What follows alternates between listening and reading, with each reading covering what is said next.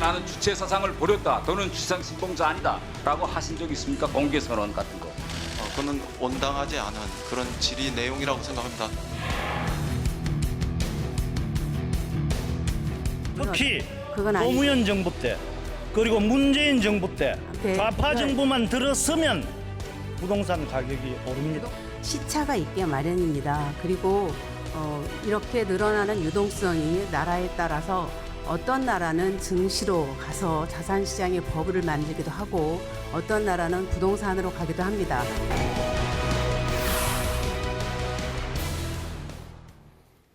네, 어제에 이어 오늘은 국회에서 경제 분야 대정부 질문을 하고 있고 이인영 통일부 장관 후보자에 대한 인사청문회도 열리고 있습니다. 박용진 민주당 의원, 성일종 미래통합당 의원 모시고 얘기 나눠봅니다. 안녕하십니까? 네, 안녕하십니까? 자, 먼저 이인영 인사청문회 지금 열리고 있는데 그 탈북자이죠. 태영호 의원이 과연 어떤 질문을 했는지 이 부분도 관심을 끌었습니다. 질의와 응답 내용 먼저 듣고 얘기 나눠보도록 하겠습니다. 북한에서 뭐라고 가르쳤는가 하면 나만의 주체상 신봉자가 대단히 많다. 그리고 전대협이라는 조직이 있는데 전대협 조직 성원들은 내일 아침 김일성 초상화 앞에서 남조선을 미제의 식민지로부터 해방하기 위한 충성의 교리를 다진다. 그건 뭐 아마 북쪽에서 잘못 알고 있었던 거라고 생각합니다. 그러니까 그 후보자는 말씀드릴 그런 수 일이 있습니다. 없었죠. 전대협 의장인 제가 매일 아침에 김일성 사진을 놓고 거기서 충성 맹세를 하고 주체 사상을 신봉했다. 그런 기억이 전혀 없습니다. 대한민국에 와서 저는 대한민국 만세 저는 이렇게 불렀어요. 혹시 후보자님께서도 언제 또 어디서 이렇게 나는 주체 사상을 버렸다. 너는 주상 신봉자 아니다. 라고 하신 적 있습니까? 공개 선언 같은 거. 이른바 전향이라는 것은 네. 태 의원님처럼 북에서 남으로 오신 분에게 전형적으로 해당하는 얘기 아니겠습니까? 네. 제가 남에서 북으로 갔거나 북에서 남으로 온 사람이 아니지 않습니까? 네. 그런 저에게 사상 전형을 여부를 묻는 거는 아무리 그 의원님이 저한테 청문위원으로서 물어보신다 해도 그는 온당하지 않은 그런 질의 내용이라고 생각합니다. 이승만 정권은 괴뢰 정권입니까?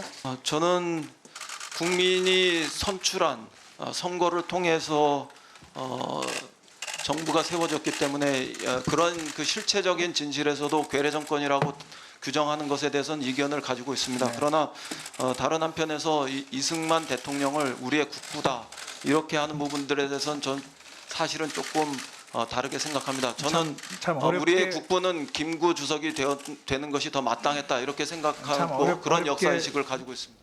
자, 국회에서 주체 사상을 가지고 지금 논란이 되고 있고 이게 이제 뭐 언론들도 많이 기사를 쓰는데 색깔론 공세다라는 지적도 있고 어떻게 보셨습니까? 실망했습니다, 대단히. 네, 어떤 면에서요? 그 청문회라고 하는 자리는요, 실제로 후보자를 검증하고 정책 능력을 확인하는 자리이기도 하지만 네. 실제로는 야당한테는 야당의 실력과 대안을 드러내는 매우 좋은 자리예요. 네. 이 자리를 거의 뻥축구하듯이 그냥 허둥지둥 이념 논쟁, 색깔 논쟁으로 다 날려버린 무능야당 때문에 저희가 청문회를 보면서 귀를 의심하지 않을 수가 없었고요. 네. 말은 미래통합당인데 뭐 이념통합당, 과거 지향정당 이런 식으로 청문회 자리에서 기껏 33년 전 청년 이인영을 끌고 와서 뭔가를 검증해 보겠다고 하는 거. 그리고 북에서 가르치고 있었던 체제 선동의 내용을 가지고 와서 청문회장에서 물어보는 수준. 어떻게 이렇게 해가지고 제1야당을 믿고 국민들이 안심하고 주무실 수가 있겠어요. 제대로 견제나 하겠느냐 그런 생각이 당연히 들죠. 네. 태영호 의원 이제 선배 의원으로서 오늘 첫 데뷔전 어떻게 보셨어요? 뭐 당연히 물어볼 수 있는 것이지요. 네.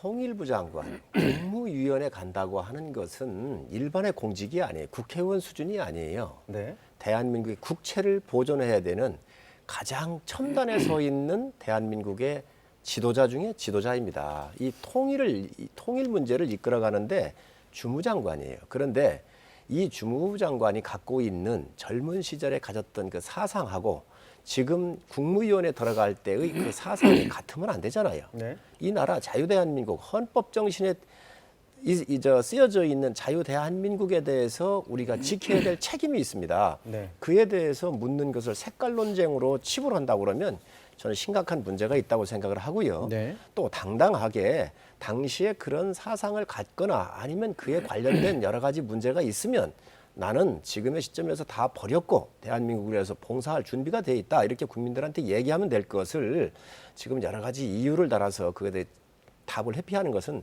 바람직하지 아니한 태도지요. 지금 답변이 만족스럽지 않았다는 말씀이시네요. 그러면요, 저 대한민국의 장관으로 돌아가는데 지금 본인이 갖고 있는 사상이나 가치가 대한민국 정책 수립에 굉장한 영향을 줄 수가 있습니다. 그렇기 때문에 그런 의문을 갖고 있는 국민들에 대해서 장관 후보자로서 정확하게 발표하는 게 저는 맞다고 생각합니다. 네. 이게 안타까운 게 뭐냐면 이인영이라는 사람이 어디서 갑자기 독도쯤에서 혼자 살다가 이게 청문회장으로 끌려온 게 아니에요.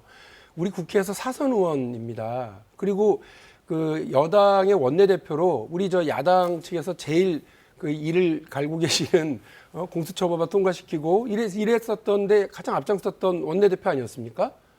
그 어떤 일을 했고 어떤 사상을 가지고 있고 어떤 법안들을 냈는지 그리고 어떻게 정치 활동을 해왔는지 다 아시잖아요. 몰랐는데 왜 굳이 이제 와서 그걸 네. 다시 막 들추느냐. 근데 오늘 그거를 가지고서 충분히 정책 능력을 검증하고 그 말씀하신 것처럼 국무위원으로서 자격이 있는지 없는지를 해보실 수 있을 텐데 그런 거는 지금 좋은 제가 여당이 이런 말씀드리면 좀 죄송하지만 좋은 소재는 다 딴 데다 버려두고 그냥 33년 전 이 사람이 주사파였는지 아니었는지 과거지향적으로만 이렇게 파고 있으니까 제가 보는 제가 안타깝더라고요. 아니 우리 박용진 의원님 말씀하시는 거를 전혀 부정할 생각이 없습니다. 옳은 부분도 있고요. 그러나 여당의 의원, 국회의원 사선으로서 원내대표를 하면서 이 국회의원을 하면서 국회라고 하는 것은 국민들의 모든 의견들을 다 들어주고 조정하는 기능인 것이고 이 국무위원이라고 하는 것은 그 대한민국의 앞날에 엄청난 영향을 주는 거예요. 국회의원은 질의를 하지만 이 장관은 정책 결정권자란 말이죠. 대한민국의 통일의 방향이거나 미래에 대해서 결정하는 자리이기 때문에 정말 이 부분은 굉장히 중요한 거예요. 그래서 이런 부분에 대해서 본인이 정당하면 이해를 구하면 되는 거예요. 그런 이 부분에 대해서는 확실하게 전향을 했다든지 아니면 그런 사실이 없다든지 이 부분을 알고 싶어하는 국민을 대리해서 국회의원이 묻는 거기 때문에 이것을 사상 논쟁으로 끌고 가는 것은 바람직하지 않다 생각을 합니다. 사상 논쟁이라고 말씀드리지는 않았지만 왜 이렇게 이런 정도 수준에서 야당이 허우적거리고 있을까? 이거 답답한 거예요. 그러니까 저희 여당으로서 그냥 고맙죠. 야당이 저런 수준으로 있으면 고맙긴 한데. 보세요. 우리 박진 의원이 어떤 분입니까? 외교 전문가 아니에요. 김영삼 정부 때 외교 비서관까지 하셨고 또 뭐 영어는 한국말보다 더 잘한다고 본인도 상당히 뿌듯해하시고 외교통상위원장까지 하셨던 분이에요.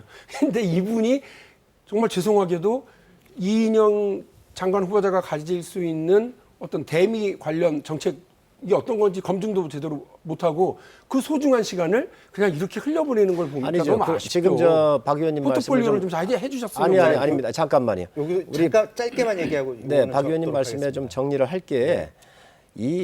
오전만 하는 게 아니잖아요. 긴 시간이 있습니다. 그래서 중요한 것부터 물어보고 정책도 물어볼 거라는 말씀을 정확하게 드리고 지금 박진 의원이 질의한 건 그겁니다. 이승만 괴뢰 정권을 내세워 민족 해방 투쟁 깃발을 갈갈이 찢고자 한 양키 침략자들이라고 이인영 장관이 전대협 의장 시절에 성명서를 읽은 내용이에요. 그래서 이승만 정권이 괴뢰 정권이냐고 물어본 겁니다.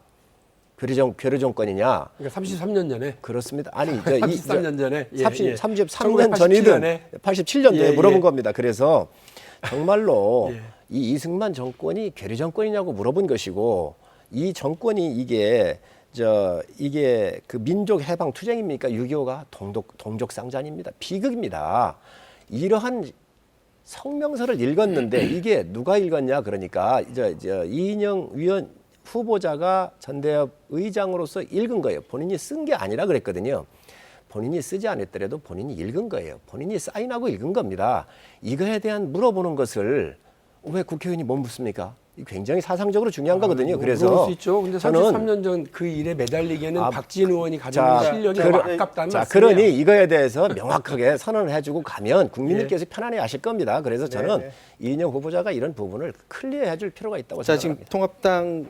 통합당에서 말씀하신 것처럼 이 얘기만 했던 건 아니고 이 얘기는 앞부분에 나왔던 거고 또 이제 다른 의문점에 대해서도 질의가 있었습니다. 아들 군 면제에 대해서 해명하라, 자료를 내놔라 이런 요구 사항이 있었는데 이것도 질의응답 한번 보도록 하겠습니다.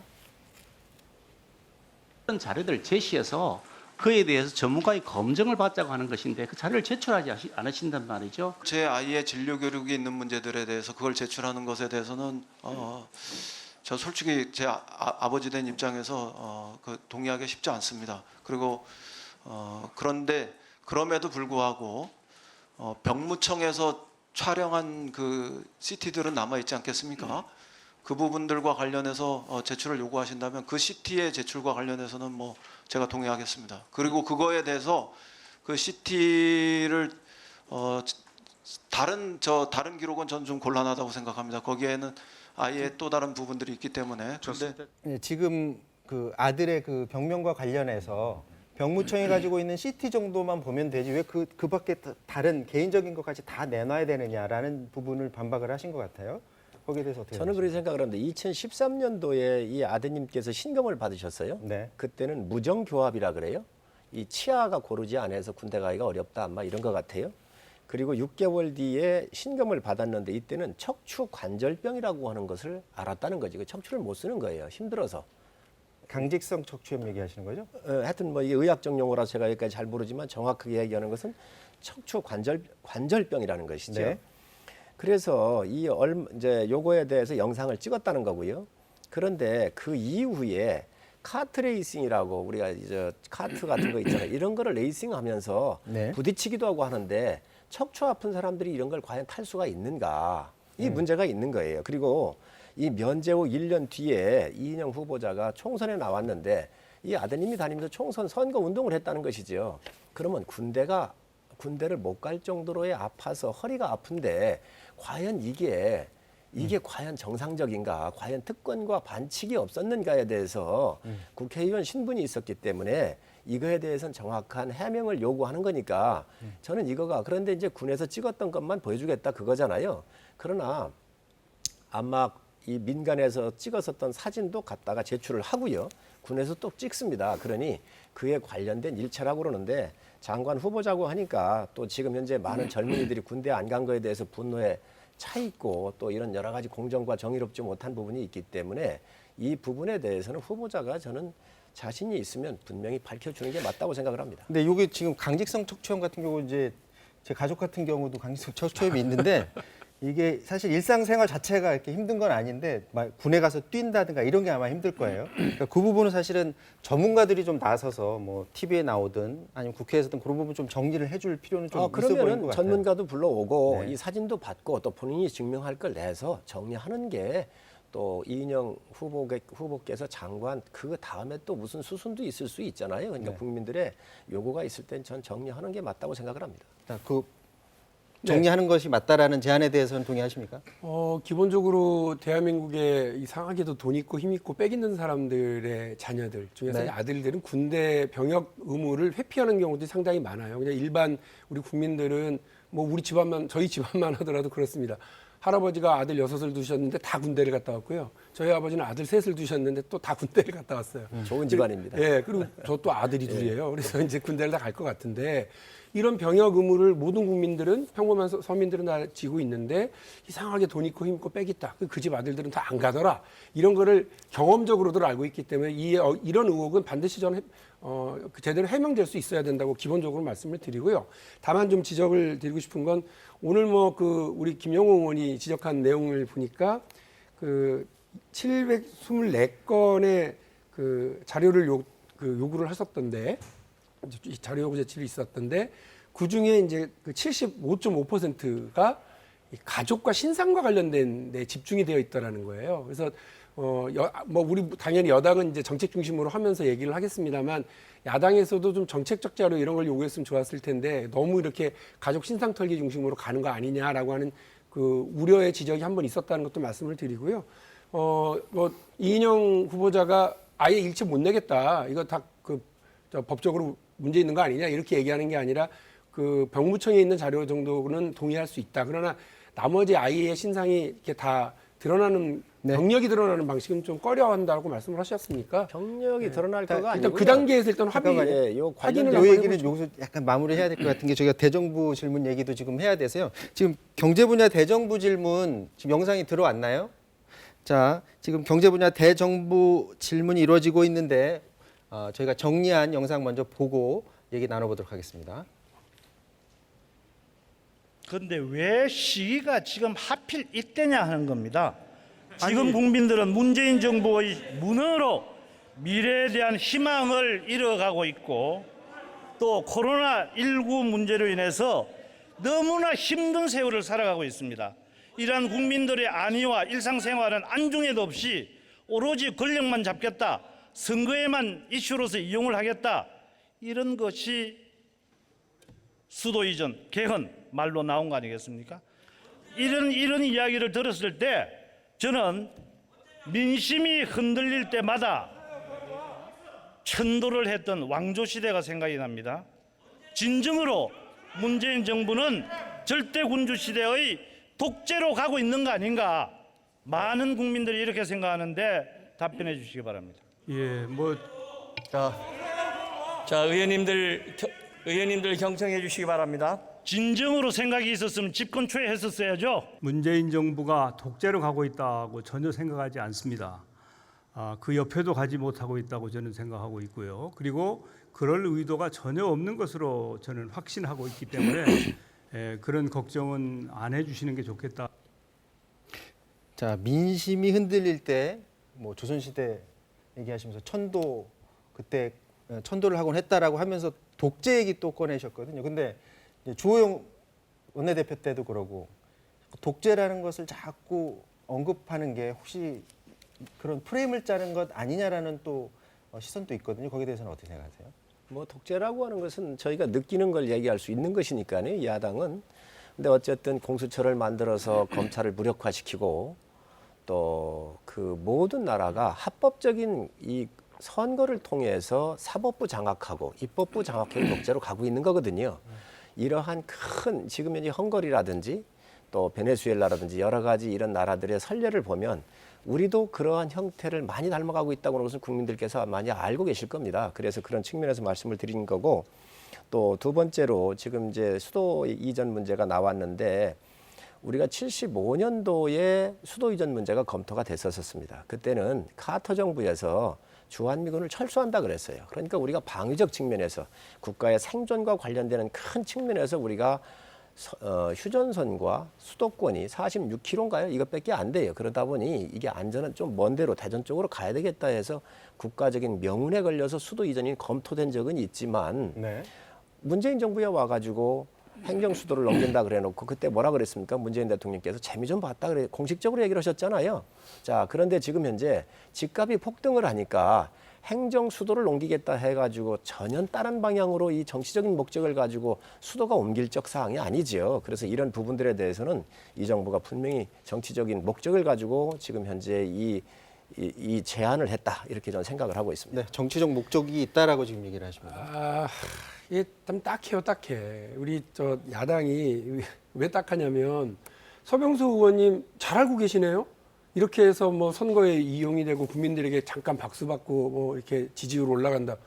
그럼 먼저 하셨어야죠. 행정수도 이전 안전하게 하자고. 그 약속 지키자고 박근혜 대통령이 야당의 의원 시절, 여당 의원 시절이죠. 이명박 대통령 시절에 약속을 지켜야 된다고 그러면서 반드시 저 행정수도 이전 밀어붙여야 된다고 그랬었던 거 아니에요?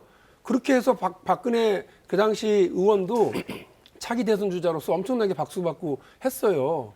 아니 그러면 국민들에게 이게 행정수도 이전이 필요하다라고 국민적인 어떤 공감대가 형성됐고 지금도 여론조사 보니까 훨씬 높습니다. 그러면 그런 것과 관련해서 야당이 먼저 실력과 대안을 딱 준비해가지고 자 우리가 해보겠다. 여당은 제대로 지금 안 하고 있지만 해보겠다 이러셔야 되는데 그거를 또 여당이 들고 나오면 유도하듯이 말이에요. 딱 낚아채가지고 오케이, 그러면 우리는 더 적극적으로 이런 걸 좀 제한하겠어. 이래야지. 독재 정권이냐고 이렇게 맞아치시면 얼마나 딱합니까? 이때 오히려 좀 적극적으로 얘기하셔서 해야죠. 정진석 의원 오히려 적극적으로 하자고 지금 그러시잖아요. 장제원 의원 적극적으로 하자고 그러시잖아요. 그러니까 야당이 그러면 우리가 먼저 행정수도의 온전한 이전을 위한 특별위원회를 구성하겠다고 얘기를 하셔서 밀고 나가시는 것이 국가적으로 더 맞는 거 아닌가요? 그래야 여당이 준비한 정치적 의도가 있다라고 얘기하시기 전에 모든 정치적인 행위는 다 정치적 의도가 있죠. 그걸 가지고 자꾸 독심술 이용해 가지고 우리의 뜻이 뭔지 그걸 확인하려고 그러지 마시고 국민들한테 보다 능력 있고 준비되어 있는 야당의 능력을 보여주시는 좋은 찬스입니다. 짧게 30초씩만 지금 얘기하고 말씀하신 것 끝낼게요. 중에 박 의원님께서 여당의 정치적 의도가 있다 이렇게 말씀을 하셨는데 솔직하신 것 같아요. 그러나 분명한 것은요. 지금 현재 3, 40대 한 달에 50만 원, 100만 원씩 부어서 집 한 칸 마련하는 것이 꿈인 서민들이 많이 있다는 것이죠. 이분들이 지금 집을 사는 것을 다 포기했습니다. 네. 이생집망이라고 그러잖아요. 이생에서 집을 사는 것은 다 망했다. 자, 이렇게 나와 있는데 이 실망의 정책 실패에 대해서 그 정책 실패를 수도 이전으로 돌리는 것은 이분들을 더 실망시키는 거예요. 그래서 그거는 저는 야당의- 이것은 절대로 옳지 않고요. 그리고 이 민주당도 이 문제를 정상적으로 처리하려고 했으면 집권 초기에 들고 나왔어야 합니다. 그런데 정책 실패가 나고 난 이후에 이 부분을 끌고 나왔다고 하는 것은 저는 바람직하지 않다고 생각합니다. 짧게. 아니 저 진짜 계속 답답하다고 말씀드리는 거예요. 그러니까 이게 국가적으로 필요한 일이면 같이 하자고 그러시면 됩니다. 네.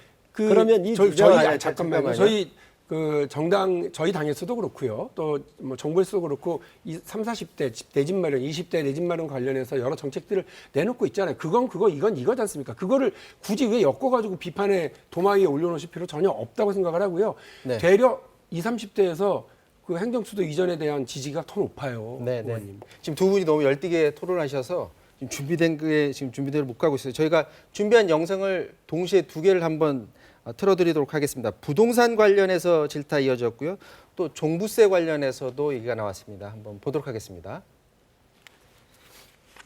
제가 보기에는 우리 대한민국만 유일하게 제가 잠깐 이렇게 부동산 가격이 폭등하고 있습니다. 그건 아니고요. 특히 그건 아니고요. 노무현 정부 때 그리고 문재인 정부 때 그건 그렇게 좌파 정부만 들었으면 부동산 가격이 오릅니다. 부동산 정책 이걸 어떻게 해석해야 되겠어요? 부동산 정책은 정책의 결과가 나타내는 데에는 시차가 있게 마련입니다. 그리고 이렇게 늘어나는 유동성이 나라에 따라서 어떤 나라는 증시로 가서 자산시장의 버블을 만들기도 하고 어떤 나라는 부동산으로 가기도 합니다.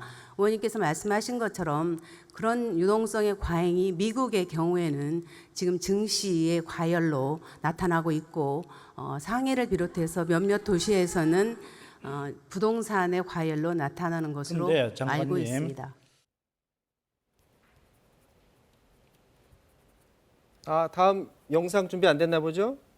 자, 저희가 종부세 관련 영상은 지금 준비가 안 됐습니다. 지금 김현미 장관이 유동성이 특히 우리나라 같은 경우는 유동성이 부동산으로 많이 쏠렸다라는 문제점을 지적을 하셨는데 미래통합당 왜 그럼 하필이면 그 유동성이 우리나라만 그렇게 부동산으로 쏠리느냐 이 문제점을 지적하는 것 같아요. 이 질문에 대해서 이 안에 대해서 너무 이제 길게 늘어지면 안 되니까 짧게만 좀 대답을 하도록 하겠습니다. 먼저 말씀해 주시겠습니까?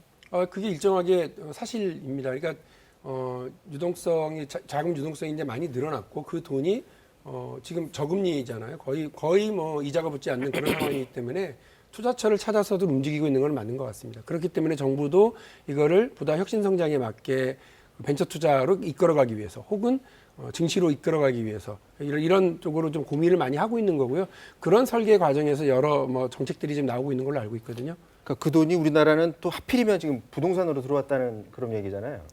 그 다른 나라도 사실 그 대도시 중심으로 해서 계속해서 주택 가격이 오르는 건 사실입니다. 네. 그러나 야당에서 지적하고 있는 것처럼 서울이 유독 더 많이 뛰고 있는 거 아니냐라고 하는 네. 지적도 사실로 저는 알고 있거든요. 네. 그러나 그렇다고 그래서 완전히 우리 정부가 이렇게 정책적 실패를 통해서 이런 집값이 뛰는 거냐 그렇진 않다. 가장 근본적인 원인은 장관이 얘기하는 것처럼 초저금리 그리고 유동성이 너무 네. 높아서 이렇게 생기는 일입니다. 네, 참 경제학에도 없는 이야기들 합니다. 돈이라고 하는 것은요, 이득이 많이 나는데 이자율이 높은 대로 가게 되어 있어요. 네. 주식보다 부동산이 이득이 높으니까 다 몰리는 거 아닙니까? 이 논리를 왜 모르십니까? 자, 알면서 얘기한다고 거짓말하는 것이고요. 거기에 자, 대해서 잠깐만 말씀드리면 저희가 못 보여드렸는데 우리는 거기서 불로소득이 생기는 것을 제대로 규제할 수 있는 장치를 미처 마련하지 못했기 때문에 아닙니다. 들어왔다는 아니, 얘기를 그 하더라고요. 얘기하기 전에 지금 유동성을 가지고 얘기를 하는데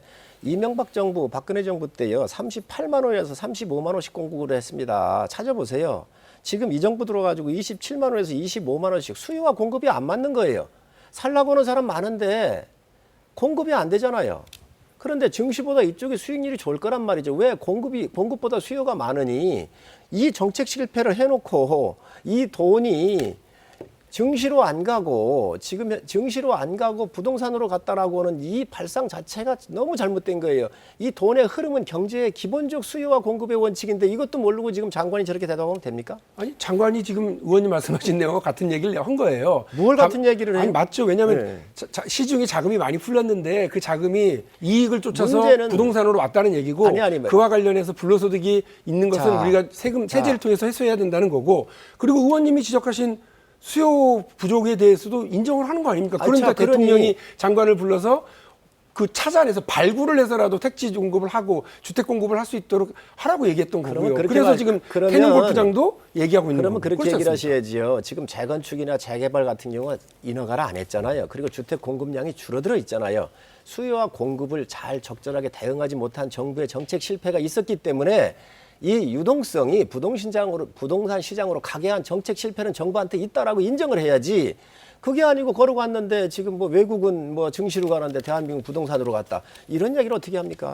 자, 오늘 또 여기 테이프에는 지금 저희가 플레이를 못 해드렸는데 또 하나 이제 그 방금 말씀하신 부분에 대해서 추미애 장관 또 무슨 얘기를 했냐면 지금 올해 서울 주택은 한 5만 채가량 되는데 내년에 갑자기 급격하게 줄어드는 게 이 정권에서 잘못한 게 아니라 인허가 자체는 이미 5년 전에 인허가가 난 거다 얘기를 하시더라고요. 2015년에 인허가가 적기 때문에 공급량이 적은 거다라는 그런 해명을 했었어요. 거기에 대해서는 어떻게 동의하십니까? 우리 추 장관이 아무 말씀 안 하셨으면 도움될 겁니다. 여당이 잘하실 겁니다. 네. 이 공급은 어느 정부를 막론하고 기본적으로 시장에 수요가 있는 것만큼 여러 형태로 지금 해야죠. 그러니까 지금서 정부가 이제 놀래가지고 짜투리 땅이든 골프장이든 해가지고 공급하려고 하는 겁니까? 네, 하려고 네. 하는 거잖아요. 네. 취임하면서부터 준비했어야죠. 네, 방금 제가 말씀드린 장관은 추미애 장관이 아니라 김현미 장관이 그렇죠. 네. 말한 거였고요. 자, 종부세 관련해서 이야기 있었는데 이것도 한번 보도록 하겠습니다.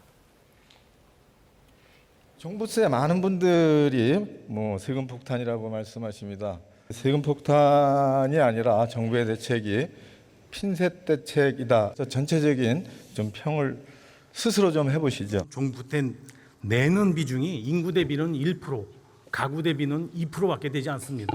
이번 정부가 7월 10일 날 맞춤형 대책을 발표했다고 저는 이렇게 생각을 합니다.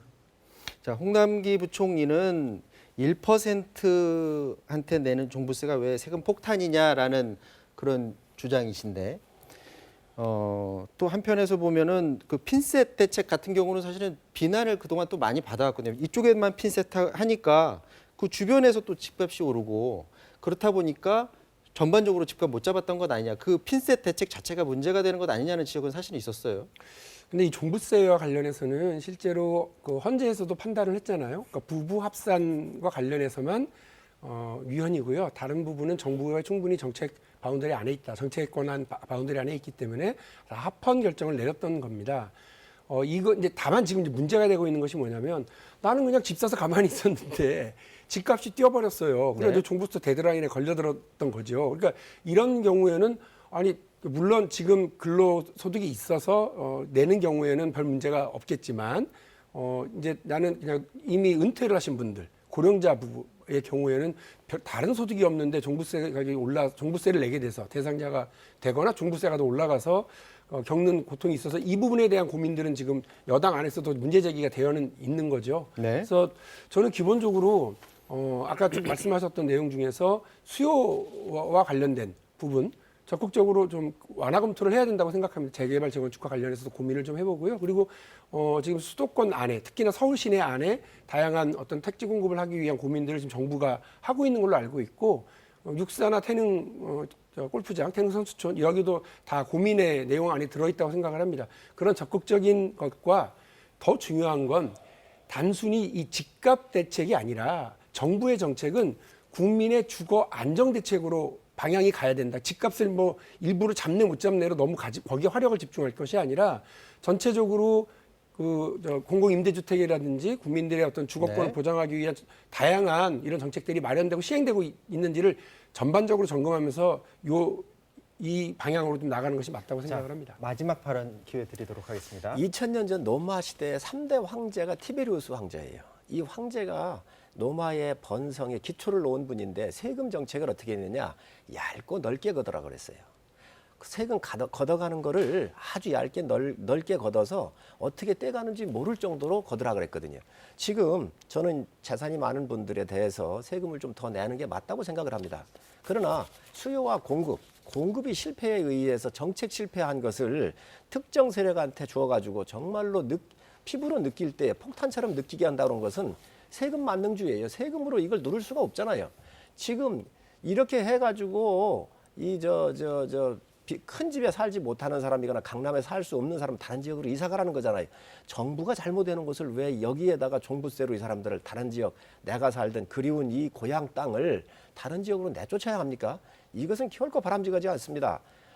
올리더라도 단계적으로 천천히 그분이 감내할 수 있을 만큼 하는 게 저는 맞다고 생각을 합니다. 네.